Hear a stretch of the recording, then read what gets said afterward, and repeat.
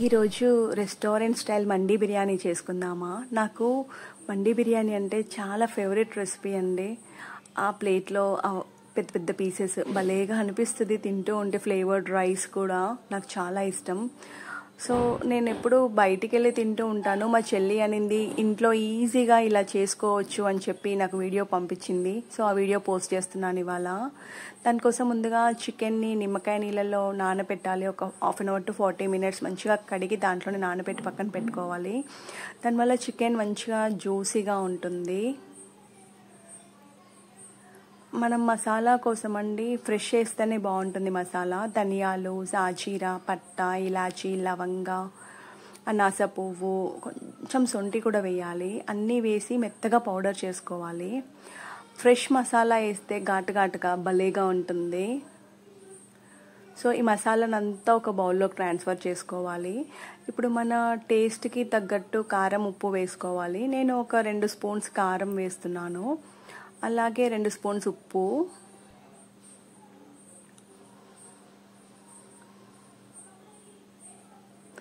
కొంచెం స్పైసీ కావాలనుకున్న వాళ్ళు ఇంకా కొంచెం ఎక్కువ కారం కూడా వేసుకోవచ్చు.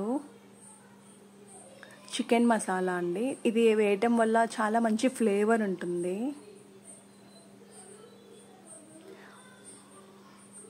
అలాగే కొద్దిగా ఆయిల్ వేయాలి. ఒక హాఫ్ చెక్క నిమ్మకాయ రసం కూడా పిండాలి దీంట్లో. మొత్తం మసాలా అంతా మంచిగా కలిపి పక్కన పెట్టుకోవాలి. ఈ చికెన్ అండి మనము చాకుతో అలా మధ్య మధ్యలో పొడుస్తూ ఘాట్లు పెట్టాలి. దానివల్ల మసాలా అంతా చికెన్కి మంచిగా పడుతుంది. ప్లస్ చికెన్ కూడా లోపల మంచిగా ఈవెన్గా కుక్ అవుతుంది.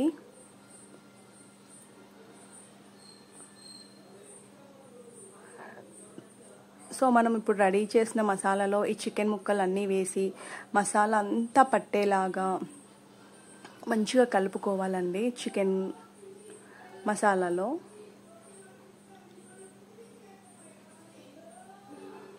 మనం ఎంత బాగా కలిపితే అండి ఆ మసాలా అంతా ముక్కలకి మంచిగా పడుతుంది. మనం ఇందాక చాకుతో పెట్టాముగా దాంట్లో మొత్తం ఇరికేలాగా పెట్టాలి మసాలా. చూడండి, ఆల్మోస్ట్ చికెన్ రెడీగా అయిపోయింది.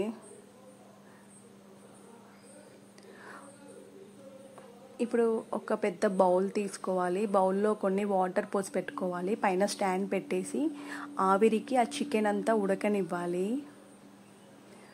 అలా అవ్వడం వల్ల ఆ పైన చికెన్ ఆవిరికి ఉడికిన వాటర్ అన్నీ కింద పడిపోతాయి వాటర్లో.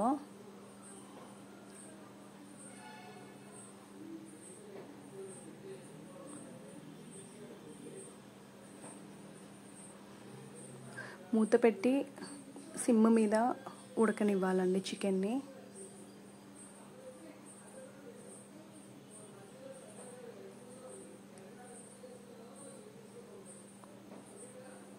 చూడండి, ఆల్మోస్ట్ చికెన్ ఉడికిపోయింది.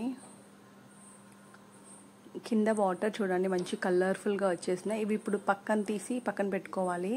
ఓవెన్ ఉన్న వాళ్ళు ఓవెన్లో ఫ్రై చేసుకోవచ్చండి. లేదంటే ప్యాన్లో కొద్దిగా ఆయిల్ వేసి ఈ ముక్కల్ని ఫ్రై చేయాలి. ఆల్రెడీ ఉడికిపోయింది కాబట్టి కొంచెం సేపు ఫ్రై కానివ్వాలి. కొంచెం ఆయిల్ వేసి ఓవెన్లో పెట్టేసింది మా సిస్టర్.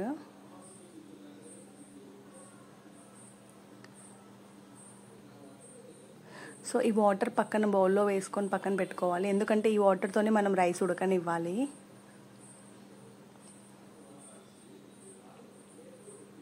ఇప్పుడు అదే ప్యాన్లో కొంచెం ఆయిల్ వేసేసి ఉల్లిపాయ ముక్కలు వేసుకోవాలి, సన్నగా కట్ చేసినవి. అది కొంచెం దోరగా వేగనివ్వాలి.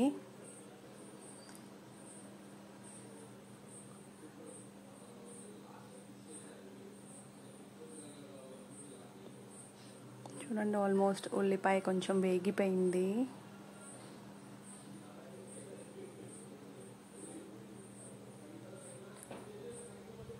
ఈ టైంలో కొద్దిగా పసుపు వేసుకోవచ్చు ఉల్లిపాయ వేగాక. అలాగే అల్లం వెల్లుల్లి పేస్ట్ కూడా వేయాలి.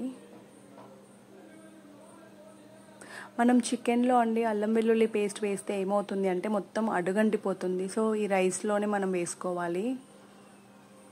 రైస్ కడిగి పక్కన పెట్టుకోవాలి ఒక హాఫ్ అన్ అవర్ ముందు. చూడండి, ఆనియన్స్ మొత్తం ఫ్రై అయిపోయినాయి. ఇప్పుడు మనం పక్కన పెట్టుకున్న వాటర్ పోసేయాలండి. మనం రైస్కి తగ్గట్టు వాటర్ పోసుకోవాలి. సో మసాలాలో సరిపోను సాల్ట్ వేయాలి, రైస్కి సరిపడా వాటర్ కూడా చూసుకొని పోసుకోవాలండి. ఇప్పుడు నానబెట్టిన బియ్యం వేసి మంచిగా రైస్ని ఉడకనివ్వాలి.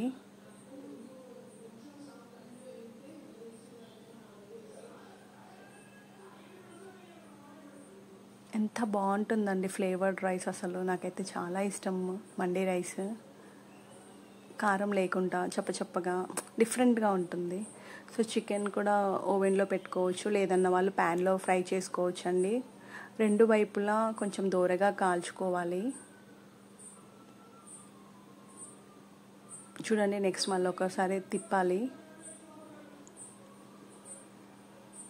ఆల్రెడీ ఉడికిపోయి ఉన్నాయి కాబట్టి పైన మంచిగా క్రిస్పీగా ఫ్రై అయిపోతాయి. అసలు మన మండీలో పీస్ ఎంత బాగుంటుందండి, నాకైతే క్రిస్పీగా తగులుతూ భలేగా ఉంటుంది. పిల్లలు కూడా చాలా ఇష్టంగా తింటారండి మండి బిర్యానీ అంటే, ఎందుకంటే కారం ఉండదు, మసాలా ఉండదు ఎక్కువ. సో చూడండి, ఆల్మోస్ట్ రైస్ రెడీ అయిపోయింది. సిమ్ మీద పెట్టుకోవాలండి. ఇప్పుడు చికెన్ పీసెస్ కూడా ఫ్రై అయిపోయినాయి మనవి. ఆ చికెన్ పీసెస్ తీసి రైస్ మీద పెట్టేయాలండి.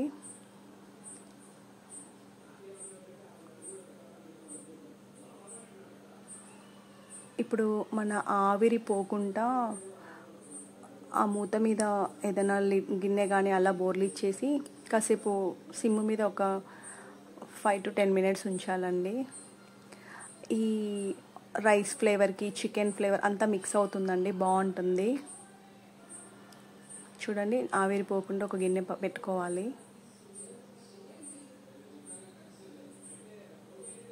10 minutes మీడియం ఫ్లేమ్, లో ఫ్లేమ్లో పెడితే సరిపోతుందండి. చూడండి, అంతే, ఎంతో టేస్టీగా తినే మండి బిర్యానీ రెడీ అండి. మీరు కూడా ట్రై చేసి కామెంట్ బాక్స్లో ఎలా ఉందో చెప్పండి.